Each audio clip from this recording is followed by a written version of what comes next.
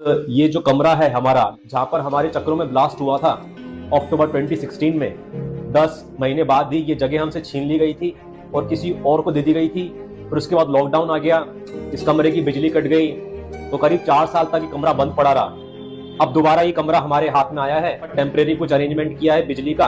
Washroom एकदम गंदा पड़ा था, इसको साफ करवाने के लिए सफाई कर्मचारी बुलाए गए। पीछे ये जो फोटो लग रही है, इसको देखकर बोला ये गुलशन ग्रोवर की फोटो यहाँ पे क्यों लगा रखी है? कोई ऐसे पूछता है आपके पिताजी है क्या? मतलब पॉइंट ये यार कि सुपीरियर मैन की सुपीरियरिटी को समझने की, फॉरगेट अबाउट वहां तक पहुंचने की, समझने की भी औकात नहीं है किसी की दुनिया में, पूरी दुनिया में, in this whole freaking world किसी की औकात नहीं है।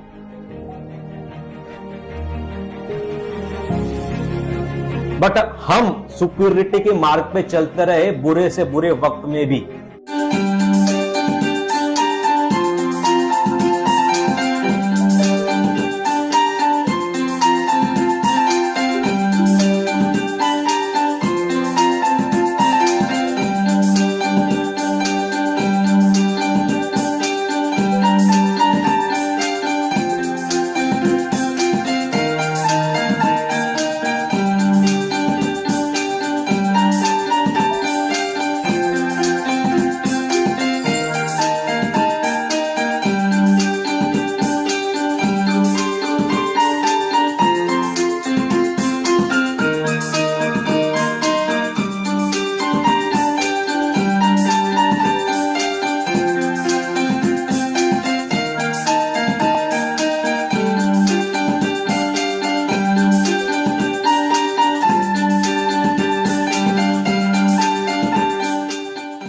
हिंदी में बताते हैं। हाँ, तो हमारा नाम हितेश शाक्य है, हम अजमेर राजस्थान के रहने वाले हैं। हमारी उम्र 37 साल है और अभी हम पुणे में हैं। और हमारी एजुकेशन आईआईटी बॉम्बे से माइक्रो इलेक्ट्रॉनिक्स में बीटेक प्लस एमटेक है।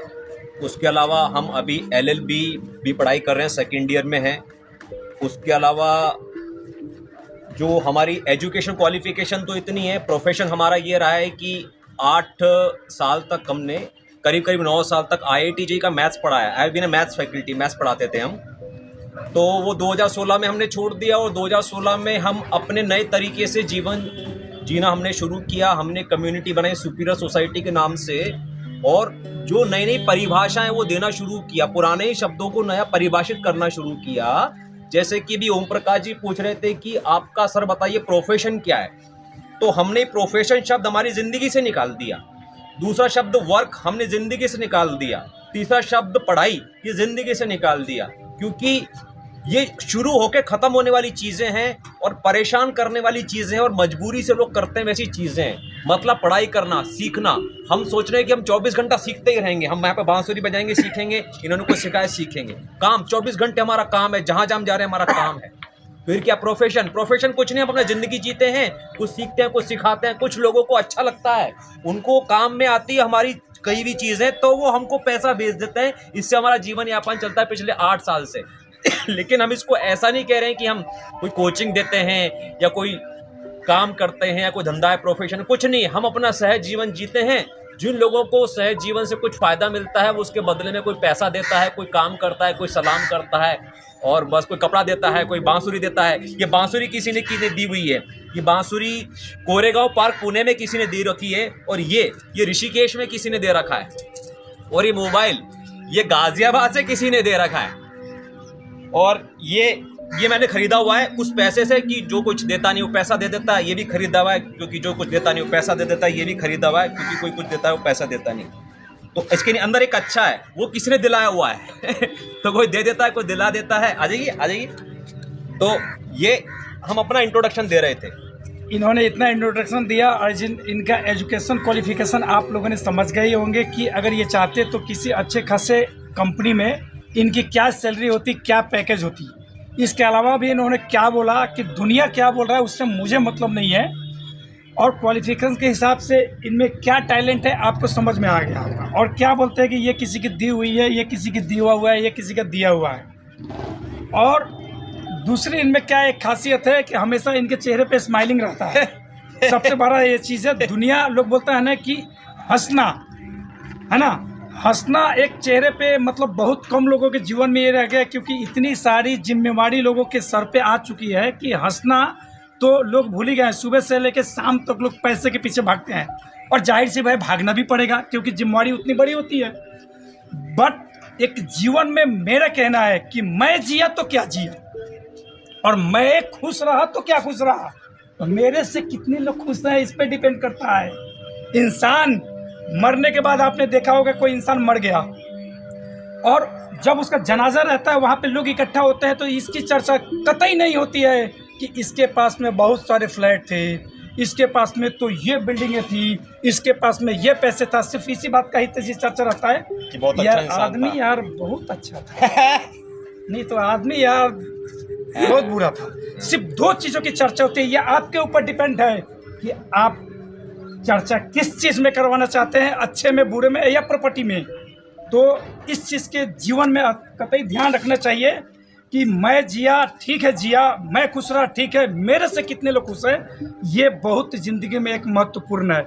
और मेरा भी हार्दिक इच्छा है, मेरी उम्र आज पर 40 ईयर हो गया, अब मेरा भी इच्छा है कि मैं कुछ लोगों के लिए करूं।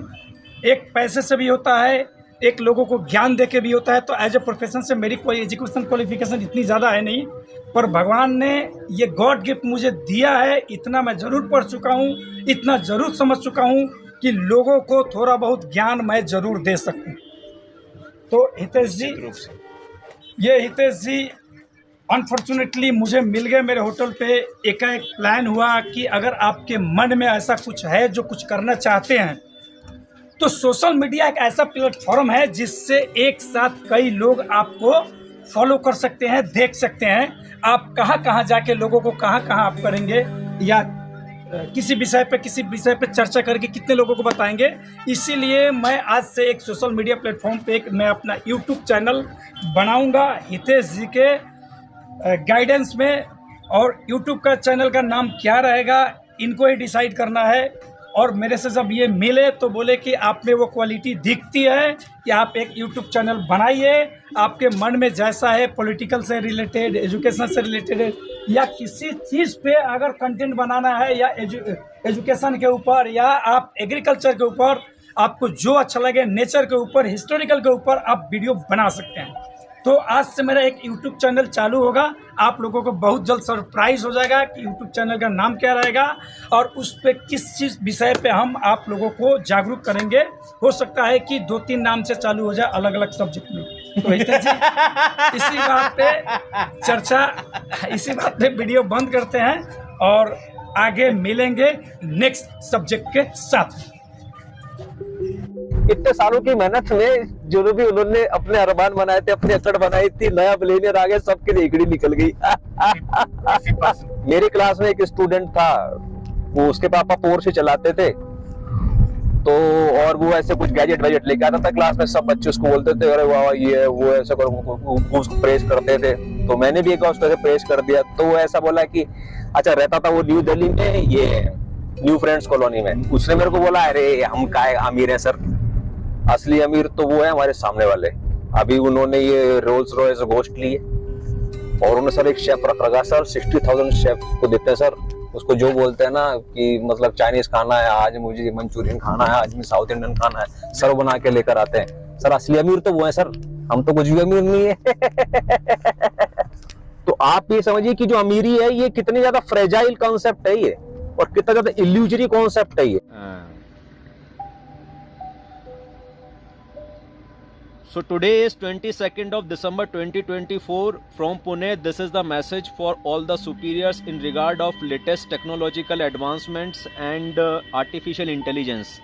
तो आज से करीब 1 साल पहले नवंबर 2023 में जब राजस्थान के विधानसभा के एमएलए इलेक्शंस थे जो हम कंटेस्ट कर रहे थे from right to recall party, उस समय हमारा प्रचार करने कोई नहीं आ रहा था। तो हमने सबको रिक्वेस्ट किया, सोशल मीडिया पर पेन मारा, गाली गलौज किया। तो करीब 25 लोग आए अलग अलग समय पर अपने अपने खर्चे पर, और श्रमदान और धनदान भी करके गए।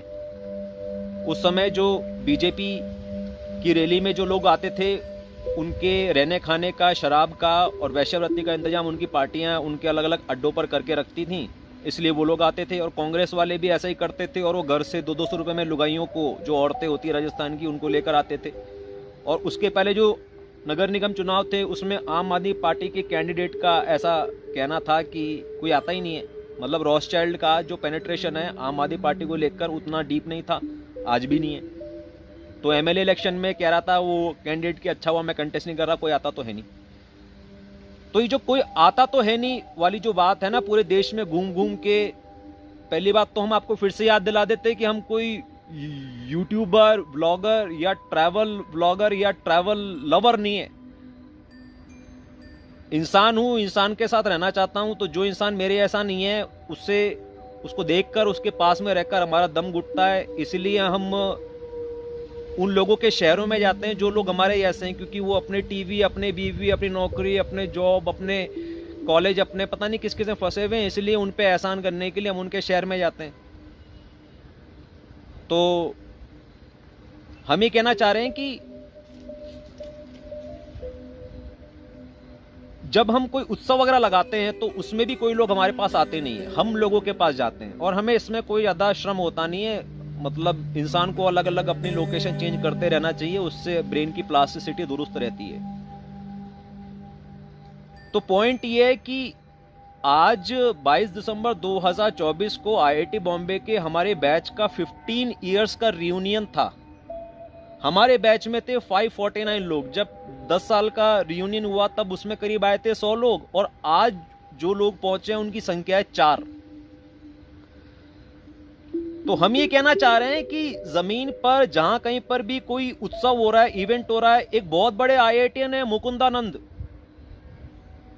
करीब 1-2 मिलियन उनके सब्सक्राइबर्स हैं। उन्होंने पुणे के कोथरूड के एमआईटी में कॉलेज में एक लेक्चर रखा।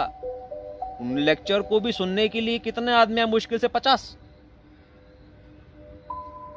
तो हम ये कहना चाह रहे हैं कि जो पब्लिक है ये अपने मोबाइल से और अपनी जो आर्टिफिशियल जिंदगी है उससे बाहर नहीं निकल रही है, और लोग उल्टा डिमांड कर रहे हैं कि और अच्छी ऑडियो में और अच्छी वीडियो क्वालिटी को लेकर आओ सर, कंटेंट की क्वालिटी इंप्रूव करो सर, और रेगुलर कंटेंट डालो सर, और कंटेंट डालो, कंटेंट, ताकि तुम कंटेंट रहो अपने उस कुएं में जहां पे भी तुम फंसे हो। रांची में, सूरत में, अहमदाबाद में, पूर्णिया में, चंडीगढ़ में, बेंगलोर में, सतना में, पटना में, वाराणसी में, इलाहाबाद में, वहां पर ही फंसे रहो, वहां से बाहर मत निकलो, अपना पिन कोड चेंज नहीं करना।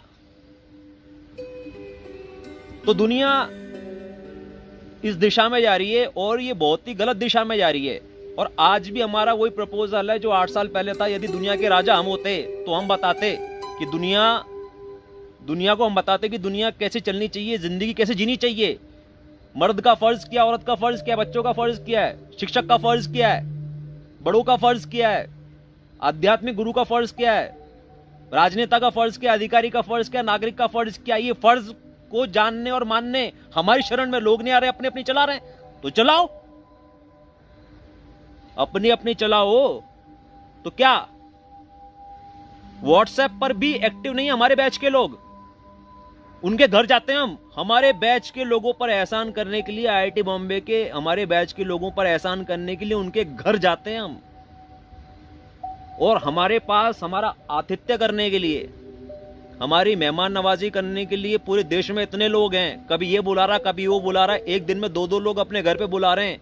पहले वाले की बीवी इतना खाना खिला के लंच करा के भेज रही है कि पूरे दिन में और कुछ खा नहीं सकते। तो दूसरे वाले घर पे पहुंचे तो उसकी बीवी ऐसे कह रही है कि अरे आपने तो 4 बजे लंच किया था, अब तो 9 बज रहे हैं, अब तो डिनर कर ही सकते हो। मतलब खाने की, सोने की, रहने की कोई दिक्कत नहीं है। और वो लोग उनके घर से जब हम दूसरे घर में जाते हैं तो उनके चेहरे पर ये भाव साफ साफ नजर आते हैं, that they going to be lonely if I leave their place. तो ये दुनिया के संस्कार जो आपके रहे हैं ना, मतलब ऐसा नहीं है, आप ऐसा कभी भी मत सोचना कि वेस्ट ने ईस्ट की जो संस्कृति उसको बिगाड़ दिया। आपकी जो ईस्ट की कचरा संस्कृति थी, कुसंस्कार थे, उसमें इनफाइनाइट गैप्स थे, जिसमें आके रॉथस्चाइल्ड ने अपनी अपनी जो कॉन्स्पिरेसीज है, जो षड्यंत्र है, उसको डालना शुरू कर दिया और वहां से फैलना शुरू कर दिया। Because universe always believes at expanding,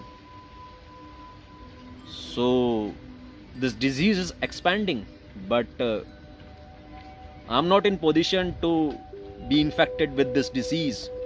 So I chose to be real, natural, original, not artificial. I chose to be on ground in a state. मतलब आज भी 8 साल में हम क्या बेवकूफ़ है क्या? हमारे अंदर इतनी समझ नहीं है कि माइक खरीद लें, अच्छा कैमरा खरीद लें, कैमरा नहीं तो आईफोन खरीद लें. हम कुछ भी नहीं खरीदेंगे भाई साहब. कोई आकर हमारे चरणों में रख जाए तो हम कंसीडर कर लेंगे. अदरवाइज उसमें भी थोड़ी तामझाम हमको करना पड़ा ना. हम तामझाम नहीं किया. इस मोबाइल में कुछ भी माइक नहीं लग रहा है. हमने बस उठाया और चालू कर दिया. इतना ज़्यादा रॉ, नेचुरल और प्राकृतिक जीवन हम जीते हैं. मतलब ये भी एहसान कर रहे हैं वीडियो बनाकर भी. असल भी ये जो बात आप सुन रहे हैं आपको इस इलेक्ट्रॉनिक के माध्यम से नहीं सुननी चाहिए थी. इसको आपको वास्तविकता में यहाँ पर सुननी चाहिए थी. लेकिन वास्तविकता में यहाँ पर और कोई है नहीं. गोपाल पाटिल जी हैं पुणे के. बाकी बहुत लोग अपने जीवन में बहुत महान जीवन जी रहे हैं, बहुत सार्थक जीवन जी रहे हैं. इनफाइनाइट लेवल का कचरा, कूड़ा, शिट जीवन जी रहे हैं. Shame on you, all the people who are hiding behind the screens and chasing artificial intelligence. मतलब देखो, आर्टिफिशियल इंटेलिजेंस के हम अगेंस्ट नहीं है. जितना अपना काम चले अपने को चला लेना चाहिए. आर्टिफिशियल इंटेलिजेंस सीखनी चाहिए. बट पॉइंट ये है कि जमीन पर ज़्यादा से ज़्यादा कभी मिलो, जमीन पर मिलो, आकाश के नीचे, हवा के बीच में, खुली रोशनी में, तो है बेसिकली कोई मानव जीवन की सार्थकता. That's the whole. మరణం మరణం మాసేనా ఏది మరణం? మన గుండె ధైర్యం కన్నా శత్రు బలగం పెద్దది అనుకోవడం మరణం. రంగులో చావు కన్నా పిరికితనంతో బ్రతికి ఉన్నతం మరణం.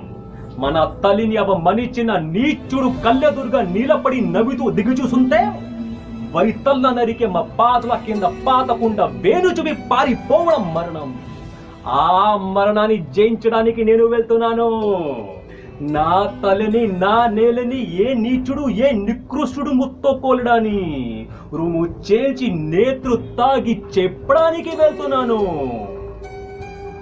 నాతో చచ్చేదేవరు నేను, నాతో వచ్చేదేవరు నేను, ఆ మరణాన్ని దాటి నాతో బ్రతికేదేవరు నేను. జై మహేష్ మోతే. मुझे लगता है कि लोगों की संख्या कम करने और उन्हें गुलाम बनाकर रखने के सिवा विश्व के शासकों के पास और कोई विकल्प वैसे भी नहीं था. भारत में अनपढ़ों और अशिक्षितों का कितना बाहुल्य है ये बताने के लिए किसी सरकारी आंकड़े की जरूरत नहीं. अरब देशों, पुरानी दिल्ली, निजामुद्दीन और दुनिया के बाकी कोनों में बसे मुसलमान कितने अशिक्षित होते हैं इसे बताने के लिए भी किसी आंकड़े की जरूरत नहीं. बोको हराम का तो मतलब ही पश्चिम की शिक्षा और सभ्यता का विरोध है. मेरे कहने का मतलब है कि डंबिंग डाउन एजुकेशन का तो पेनिट्रेशन ही नहीं हुआ भारत के गांवों और अरब देशों में कभी. पश्चिमी शिक्षा के गुलाम तो सिर्फ 10% से भी कम लोग बने होंगे.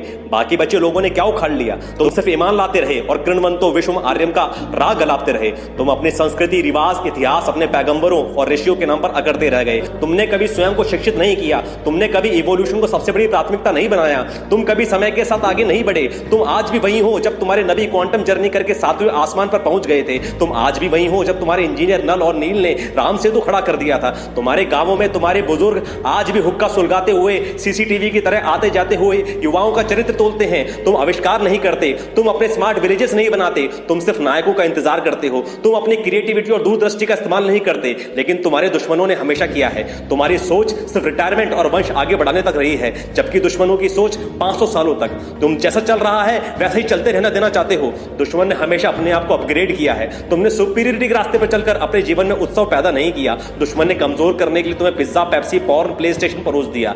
असल में सारा दोष ही डोपामीन का है. जिसने अपने अंदर डोपामीन पैदा नहीं किया वह मजे करने के लिए शहर जाता रहा. मैं शहरों के विरोध में नहीं हूं. मैं शहरों पर बोझ बन जाने के विरुद्ध हूं. जब शहरों पर बोझ बढ़ता है तो शहरों की हवा, पानी, मिट्टी में प्रदूषण बढ़ता है. जब युवा सुपीरियर बनने की बजाय मॉडर्न बनना अपनी प्राथमिकता बनाता है तो कृषि की महत्ता गिरती है और कॉर्पोरेशंस की महत्ता बढ़ती है. कॉर्पोरेशंस और भी बड़े स्तर पर मिट्टी, पानी और हवा को गंदा करते हैं. तुम्हारी गुलामी की जड़ें तुम्हारी सभ्यता में ही है. मैं नहीं जानता कि इस षड्यंत्र को पूरी तरीके से रोका जा सकेगा या नहीं, लेकिन प्रत्येक व्यक्ति सुपीरियरिटी के रास्ते पर चलकर इससे इंडिविजुअल स्तर पर तो बाहर निकल ही सकता है. फिर जो इंडिविजुअल्स इंडिविजुअली इस रास्ते पर चल रहे हैं उनका एक समाज तैयार किया जा सकता है ताकि ये सब लोग एक दूसरे की यात्रा में सहयोगी बने, क्योंकि सब न्यूरोप्लास्टिसिटी है.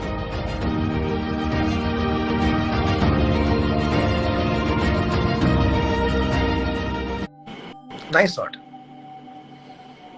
आपका जो चेहरे पे जो ये मुस्कुराहट में एक कंटिन्यूअस कहते हैं, ये कांस्टेंट, मतलब देखता हूँ ना मैं, बहुत लोग बोलते हैं तो असर्टेन है, लेकिन आपके चेहरे पे ये मुस्कुराहट लगातार कैसे आपने रखा है मेंटेन, इसका क्या राज है?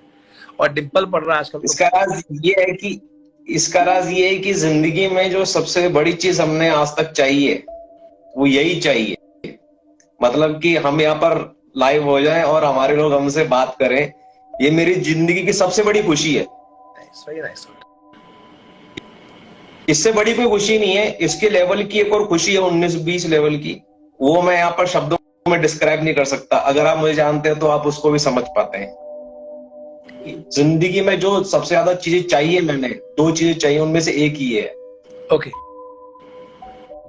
तो जैसा कि मैंने मेंशन किया है कई बार कि हर एक इंसान यूनिक होता है और जीवन में एक यूनिक पर्पस को सर्व करने के लिए इस दुनिया के अंदर आता है with some unique capabilities and qualities. तो जीवन का उद्देश्य क्या है और वो कौन कौन सी कैपेबिलिटीज़, वो कौन कौन सी सिद्धियाँ लेकर आप इस दुनिया के अंदर आए हैं, ये तब आपको पता चलेगा जब आप अपने नए नए न्यूरॉन्स फायर करवाते रहेंगे। You keep doing things which you feel passionate about and you keep exploring your creativity. जैसे कि मैं करता हूँ गिटार बजा के, पियानो बजा के, तबला बजा के, माउथऑर्गन बजा के, फ्लूट बजा के, ब्लॉगिंग करके, भाषणबाजी करके, यूट्यूब वीडियो बनाकर और फिलॉसफी झाड़कर, और पूरी क्रांति छेड़ दी मैंने जो करके।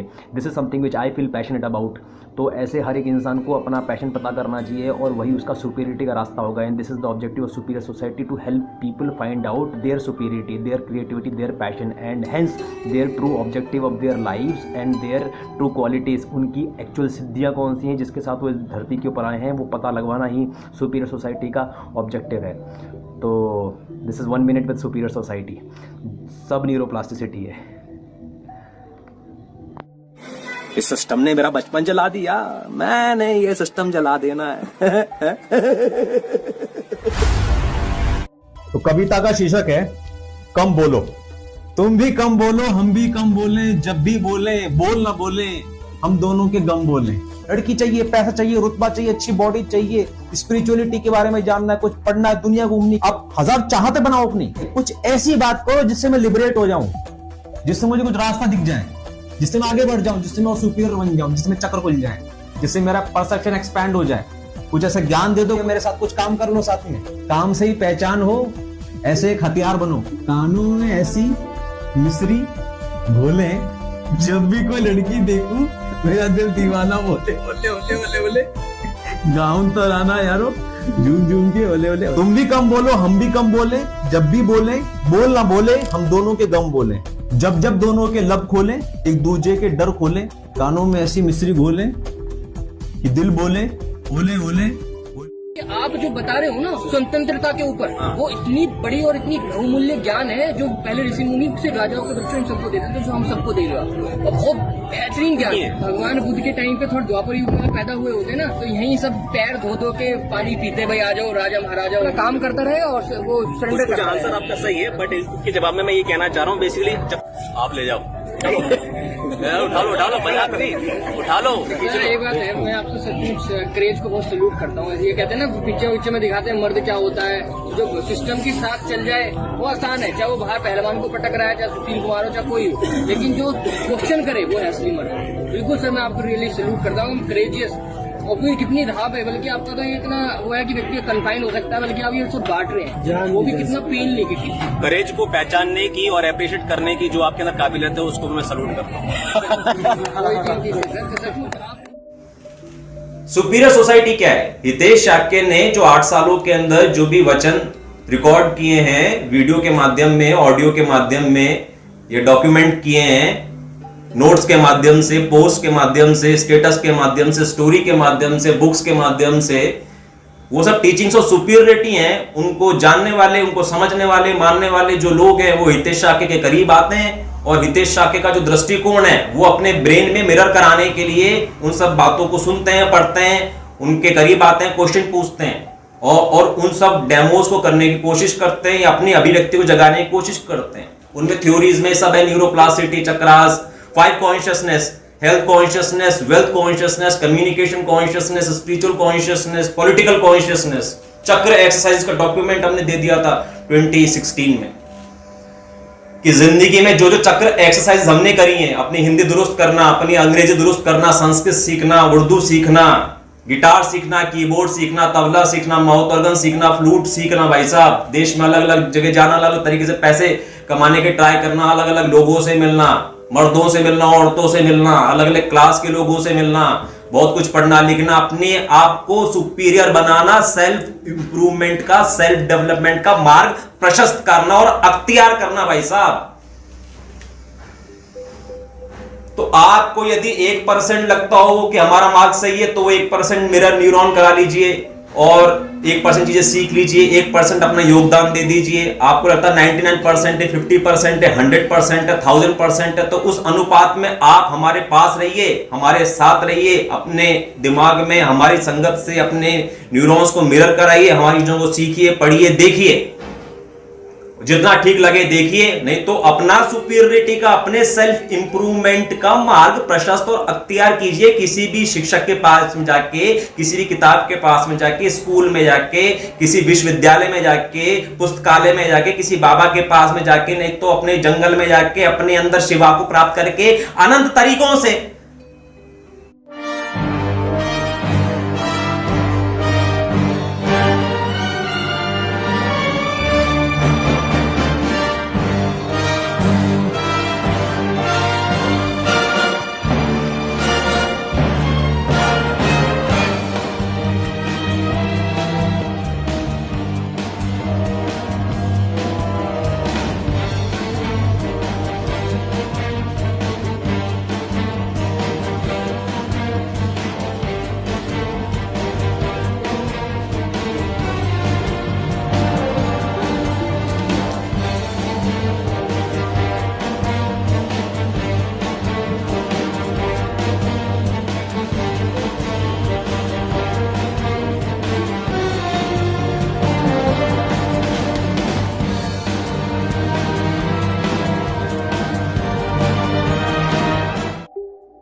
हाँ, तो हम आपको ये बताना चाह रहे थे कि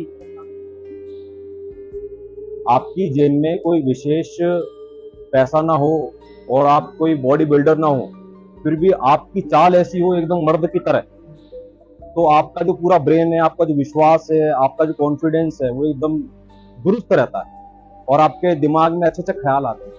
आप कभी रुकते नहीं हो, थकते नहीं हो किसी से बात करने में, कोई लड़की हो या कोई अजनबी हो, कोई सेल्स की बात हो। मतलब यदि आप इस मॉल में ऐसे चलें जैसे कि मॉल आपके बाप का है, मतलब आप चल ही तो रहे हैं, आप किसी के कागज के ऊपर हस्ताक्षर सुनना करवाने जबरदस्ती, आपको ऐसे चल रहे हैं जैसे कि ये मॉल आपके बाप का है। तो यदि आप ऐसे चलेंगे जैसे कि मॉल ही आपके बाप का है तो आपको कौन रोक लेगा?